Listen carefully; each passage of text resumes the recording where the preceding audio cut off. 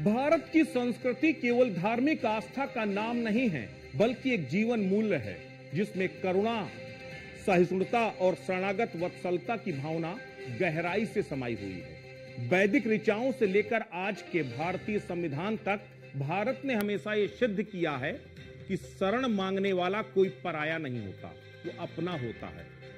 वैदिक काल में शरणागत व्यक्ति को रक्षा को धर्म माना गया। रामायण में भी श्री राम ने रावण के भाई विभीषण को शरण दी, जानते हुए भी वो शत्रु के परिवार से आया है। महाभारत में युधिष्ठिर ने कहा, जो भयभीत होकर मेरे पास आता है वो मेरा शत्रु नहीं है, मेरा उत्तरदायित्व है। प्राचीन काल में भारत ने यहूदियों को, पारसियों को और मध्य एशिया से आए लोगों को न केवल शरण दी, बल्कि उन्हें अपने समाज में समाहित भी किया। कोई धर्म, भाषा या वेशभूषा कभी बाधा नहीं बनी। मध्यकाल में ईरान से भागकर आए पारसी समुदाय को गुजरात के राजा ने न केवल शरण दी, बल्कि सम्मान पूर्वक बसाया। ये समुदाय आज भी भारत की प्रगति में सहभागी है। आधुनिक भारत में 1947 के विभाजन के समय करोड़ों शरणार्थियों को भारत ने अपनाया। 1959 में दलाई लामा तिब्बती समुदाय को, तो 1971 में बांग्लादेश के करोड़ों पीड़ितों को और हाल के वर्षों में अफगान, रोहिंग्या और श्रीलंका तमिल जैसे अनेक समुदायों को भारत ने शरण दी।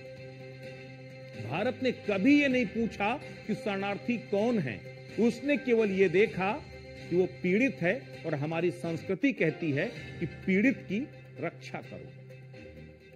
अब सबसे बड़ी बात यह है कि आखिर हम ये क्यों कह रहे हैं, हम वैदिक काल से लेकर आज तक का जिक्र क्यों कर रहे हैं। ये जिक्र इसलिए जरूरी है क्योंकि वो तमाम किरदार थे जिन्हें हमने समय समय पर शरण दिया।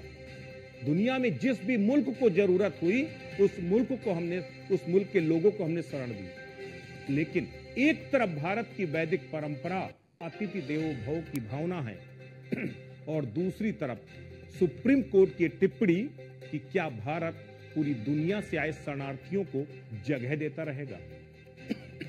हमारी आबादी पहले से ही 140 करोड़ है, ये कोई धर्मशाला तो नहीं है। भारतीय संविधान का अनुच्छेद 19 जो भारत में बसने और घूमने का अधिकार देता है, केवल भारतीय नागरिकों पर लागू होता है, न कि विदेशी नागरिकों पर। देश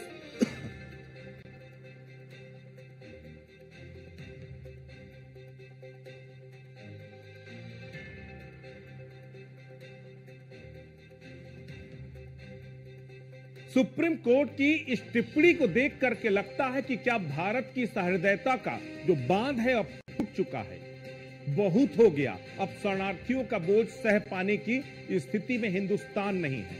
सुप्रीम कोर्ट की इस टिप्पणी ने देश में शरणार्थी नीति को लेकर, राष्ट्रीय सुरक्षा और मानवाधिकारों को लेकर एक नई बहस को जन्म दे दिया है। आखिर क्यों?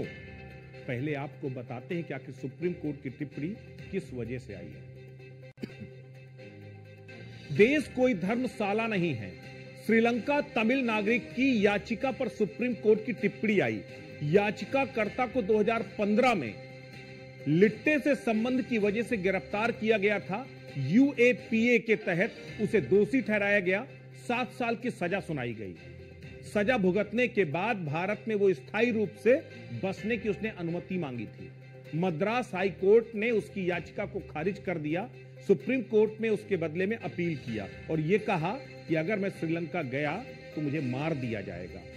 तब उस वक्त सुप्रीम कोर्ट ने कहा कि हम ठेकेदार नहीं हैं और कोई हिंदुस्तान धर्मशाला नहीं है कि कोई भी आए और उसको रहने की इजाजत दे दी जाए। हमारे पास 140 करोड़ लोगों की परेशानियां वैसे भी बहुत ज्यादा है।